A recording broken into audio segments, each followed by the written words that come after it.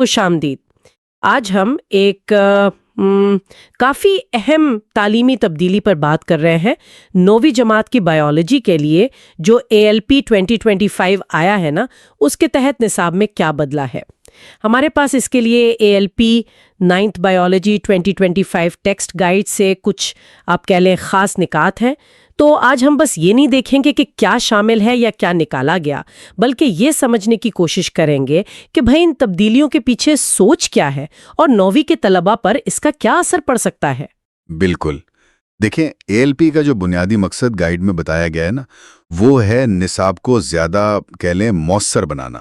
مقصد تو یہی ہے کہ طلباء اور اساتذہ دونوں کا وقت بچے، لیکن جو بنیادی تعلیمی مقاصد ہیں، کور لرننگ آؤٹ کمز، وہ ضائع نہ ہوں۔ یہ ایک طرح سے نصاب کو سمارٹ کرنے کی کوشش ہے، کم وقت میں اہم چیزوں پر فوکس۔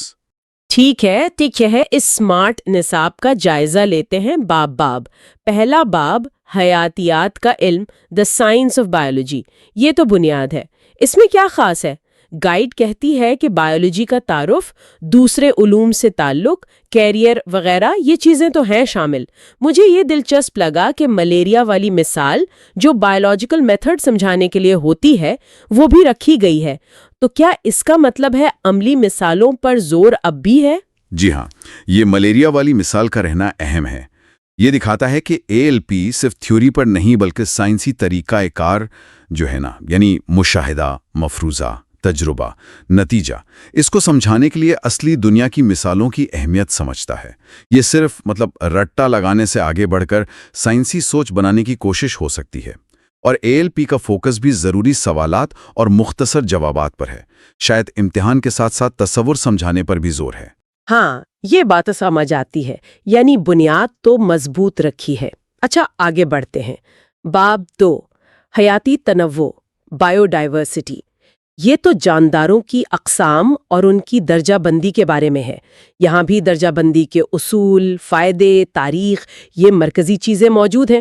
گائیڈ کہتی ہے مواد آسان کیا گیا ہے لیکن جدول اور مثالیں رکھی ہیں۔ کیا یہ سادگی کہیں سمجھوتا تو نہیں؟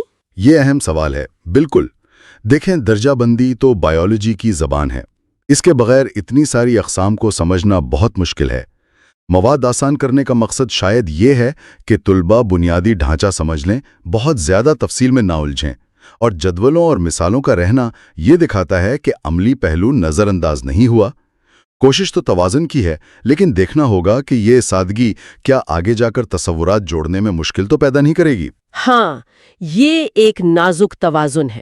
اب آتے ہیں باب 3 پر، خلیہ، دا سیل، زندگی کی اکائی۔ اچھا، تو گائیڈ کے مطابق پودوں اور جانوروں کے خلیوں کی ساخت اور خاص طور پر وہ ڈویژن آف لیبر یعنی کام کی تقسیم کا تصور وہ ہے؟ جی، وہ برقرار ہے۔ اور یہاں ویژول مواد یعنی خاکے اور جدول، ان پر زور ہے؟ بالکل، خلیہ دیکھیں ایک پیچیدہ چھوٹی سی دنیا ہے۔ اس کی ساخت اور کام سمجھنے کے لیے ویژول ایڈز بہت ضروری ہیں۔ خاکے اور جدول جو ہے نا، وہ مشکل تصورات کو آسان بنا دیتے ہیں، اور کام کی تقسیم کا تصور بھی اہم ہے۔ یہ دکھاتا ہے کیسے مختلف حصے مل کر کام کرتے ہیں۔ صحیح کہا، تصویریں اکثر 1000 الفاظ سے بہتر ہوتی ہیں، خاص کر بایولوجی میں۔ اچھا، اگلا باب، خلیے کا چکر، دا سیل سائیکل۔ یہاں کیا حکمت عملی ہے؟ گائیڈ کہتی ہے کہ یہاں فوکس خاص طور پر مائٹوسس اور میوسس یعنی خلیے کی تقسیم کے 2 طریقے ہیں نا؟ جی، ان کے درمیان موازنے پر ہے۔ مواد کو کافی کم کیا گیا ہے۔ مقصد ہے کہ طلباء سمجھیں خلیے کیسے بڑھتے، تقسیم ہوتے، نسل بڑھاتے ہیں۔ کیا یہ اختصار کافی رہے گا؟ دیکھیے، مائٹوسس یعنی جسمانی خلیوں کی تقسیم اور میوسس یعنی جنسی خلیوں کا بننا، یہ حیاتیات میں بڑھوتری، مرمت اور نسل کشی کے بنیادی طریقے ہیں۔ ان کا فرق سمجھنا جینیاتی تسلسل اور تغیر کو سمجھنے کے لیے بہت ضروری ہے۔ نصاب کم کرنے کا مطلب شاید یہ ہے کہ ہر مرحلے کی گہرائی میں جانے کے بجائے مجموعی مقصد، طریقہ کار اور نتائج پر توجہ ہو۔ اگرچہ تفصیل کم ہوگی، لیکن بنیادی موازنہ رکھنے سے اہم تصورات واضح ہو سکتے ہیں۔ البتہ یہ دیکھنا پڑے گا کہ کیا یہ کمی مستقبل میں جینیات جیسے مضامین کے لیے بنیاد کو کمزور تو نہیں کرتی۔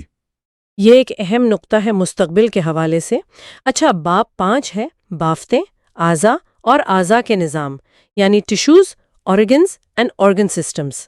یہ تنظیم کے اگلے درجے کی بات ہے. یہاں ٹیشوز اور اعضا کی ایمرجنٹ پراپرٹیز کا ذکر ہے، یعنی کیسے سادہ چیزیں مل کر نئی پیچیدہ خصوصیات بناتی ہیں، اور یہ بھی کہ یہ مل کر کیسے اعضا کے نظام بناتے ہیں جو ہومیوسٹیسس یعنی جسم کا اندرونی توازن قائم رکھتے ہیں.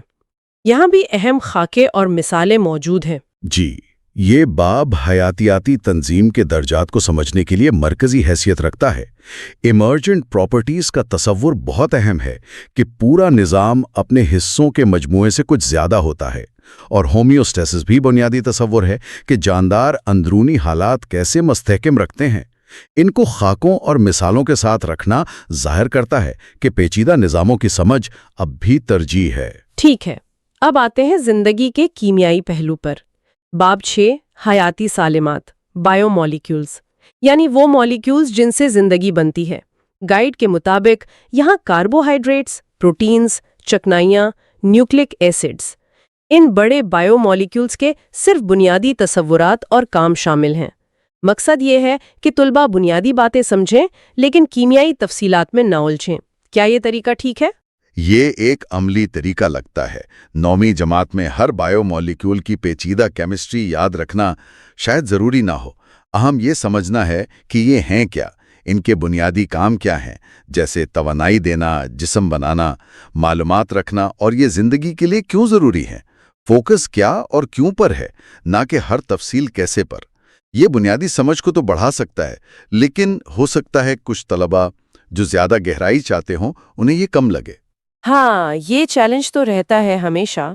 اچھا، اگلا باب ہے 7 خامرے انزائمز. یہ تو بائیولوجیکل کیٹلسٹ ہے. اس باب میں خامروں کے کام، ان کی قسمیں، میٹابولزم میں ان کا کردار، یہ سب برقرار ہے. اہم مثالیں اور خاکے بھی ہیں. لگتا ہے خامروں کی اہمیت کم نہیں ہوئی. خامرے تو زندگی کے انجن ہیں. یہ جسم میں ہزاروں کیمیائی تعاملات کو ممکن بناتے ہیں، ان کی رفتار کنٹرول کرتے ہیں.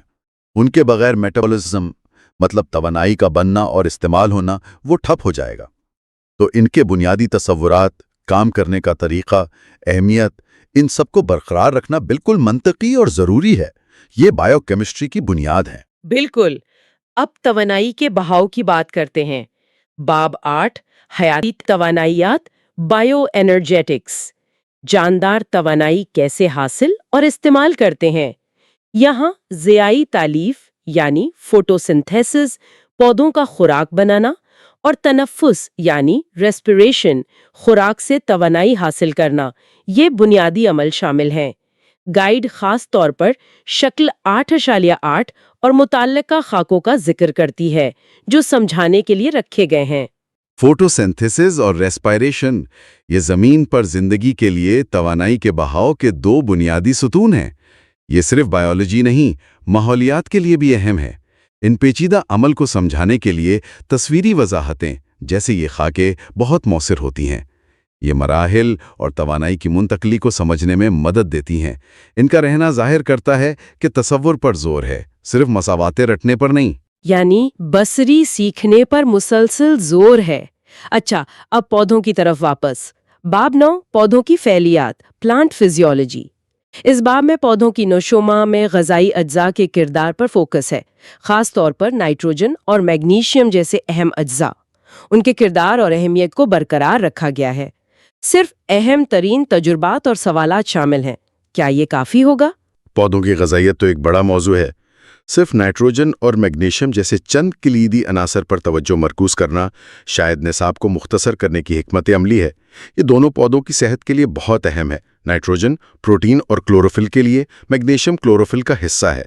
ان کی اہمیت سمجھنا بنیادی ضروریات سمجھنے جیسا ہے. تاہم دوسرے ضروری اجزاء کو چھوڑنے سے شاید پوری تصویر نہ بنے. یہ ایک سمجھوتا ہو سکتا ہے. ایک اور ممکنہ سمجھوتا باب 10 ہے پودوں میں تولید ریپروڈکشن ان پلانٹس. یہاں اہم تولیدی ساختیں اور عمل جیسے پولینیشن، زردانوں کی منتقلی، اور فرٹیلائزیشن، نر مادہ خلیوں کا ملاپ، یہ برقرار ہیں. ایک دلچسپ بات یہ ہے کہ گائیڈ کہتی ہے پودوں کی تولید کو زرعی اطلاقات یعنی ایگریکلچرل اپلیکیشن سے جوڑا گیا ہے. ہاں، یہ پودوں کی تولید کو زراعت سے جوڑنا ایک بہت اچھا قدم ہے۔ یہ علم کو صرف کتاب تک نہیں رکھتا، عملی زندگی سے جوڑتا ہے۔ طلباء سمجھ سکتے ہیں کہ پھل اور بیج کیسے بنتے ہیں اور یہ خوراک کی پیداوار کے لیے کتنا اہم ہے۔ یہ سیکھنے کو متعلقہ بنانے کی اچھی مثال ہے۔ یہ واقعی علم کو زیادہ معنی خیز بنا سکتا ہے۔ اور اب آتے ہیں اس باب پر جہاں سب سے بڑی تبدیلی نظر آ رہی ہے۔ باب 11، انسانی فعلیات، ہیومن فزیولوجی۔ گائیڈ صاف کہتی ہے کہ اس باب کے بڑے حصے نکال دیے گئے ہیں، خاص طور پر صفحات 167 سے 180 کا ذکر ہے۔ صرف بنیادی تصورات رکھیں تاکہ بوجھ کم ہو، مگر تسلسل رہے۔ یہ تو بہت بڑی کمی ہے۔ کیا وجہ ہو سکتی ہے؟ یہ واقعی ایک بہت بڑی کمی ہے۔ انسانی فعلیات عام طور پر کافی وسیع ہوتا ہے۔ نظام، دوران خون، تنفس، اخراج وغیرہ۔ اتنے بڑے حصے کو نکالنے کا مقصد تو یقیناً نصابی بوجھ کو بہت کم کرنا ہوگا۔ شاید یہ سوچ ہو کہ 9ویں میں انسانی نظاموں کی اتنی گہرائی ضروری نہیں، بنیادی باتیں کافی ہیں۔ لیکن یہاں ایک خطرہ ہے۔ کیا خطرہ؟ خطرہ یہ کہ انسانی جسم کے نظام الگ الگ کام نہیں کرتے، وہ ایک دوسرے سے جڑے ہوئے ہیں۔ اگر تفصیلات بہت کم ہو جائیں تو طلباء شاید ان نظاموں کا باہمی انحصار اور مجموعی طور پر جسم کے کام کرنے کا طریقہ پوری طرح نہ سمجھ پائیں۔ تسلسل برقرار رکھنے کی کوشش تو کی رہی ہوگی، لیکن دیکھنا ہوگا کہ یہ کٹوتیاں بنیادی سمجھ کو کمزور تو نہیں کرتی، خاص کر ان طلباء کے لیے جو آگے میڈیکل یا بایولوجی میں جانا چاہتے ہیں۔ یہ بہت اہم نکتہ ہے۔ تو ان سب تبدیلیوں کے بعد امتحان کی تیاری کیسے ہو؟ کیا گائیڈ کچھ بتاتی ہے اس بارے میں؟ جی ہاں، گائیڈ میں ایک واضح ایگزام اسٹریٹجی ہے۔ ہر باب کے لیے سوالات کا ایک نمونہ بتایا ہے، MCQs، مختصر جواب، طویل سوالات۔ پیغام صاف ہے، طلباء کو ان خاص طرز کے سوالات پر فوکس کرنا چاہیے جو ALP نصاب سے متعلق ہیں۔ یہ ٹارگیٹڈ پریپریشن کا اشارہ ہے۔ یہ امتحانی حکمت عملی سیدھی ALP کے سمارٹ لرننگ والے خیال سے جڑی ہے۔ طلباء کو صاف بتایا جا رہا ہے کہ کن موضوعات پر اور کس قسم کے سوالوں پر توجہ دینی ہے۔ اس سے وقت بچ سکتا ہے اور تیاری زیادہ مؤثر ہو سکتی ہے۔ یہ رٹے کو بھی کم کر سکتا ہے اگر سوال سمجھ پر مبنی ہو، مگر یہ تو تب پتہ چلے گا جب امتحانات ہوں گے اور سوالات کا معیار دیکھا جائے گا۔ تو مجموعی طور پر 9ویں جماعت بایولوجی کے لیے ALP 2025 کا خلاصہ کیا ہے؟ یہ کم میں زیادہ والی کوشش ہے۔ ہاں، ایک طرح سے کہہ سکتے ہیں۔ مقصد صاف ہے کہ نصاب ہلکا ہو، وقت بچے اور اہم تصورات پر توجہ رہے۔ اس میں بصری مواد اور عملی مثالوں کو اہمیت دی گئی ہے۔ کچھ ابواب میں تفصیل کم کی گئی ہے، جبکہ انسانی فعلیات جیسے باب میں تو بہت زیادہ کمی ہے۔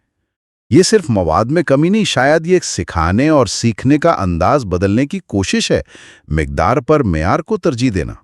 یہ ایک دلچسپ تبدیلی ہے، لیکن آخر میں ایک سوال آتا ہے ذہن میں جو شاید گائیڈ میں نہ ہو۔ جی ضرور پوچھیں۔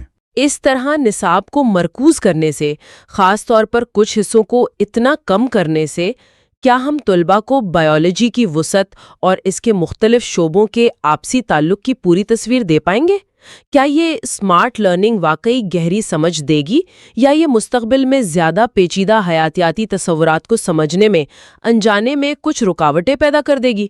یہ وہ سوال ہے جس کا جواب شاید وقت ہی دے گا۔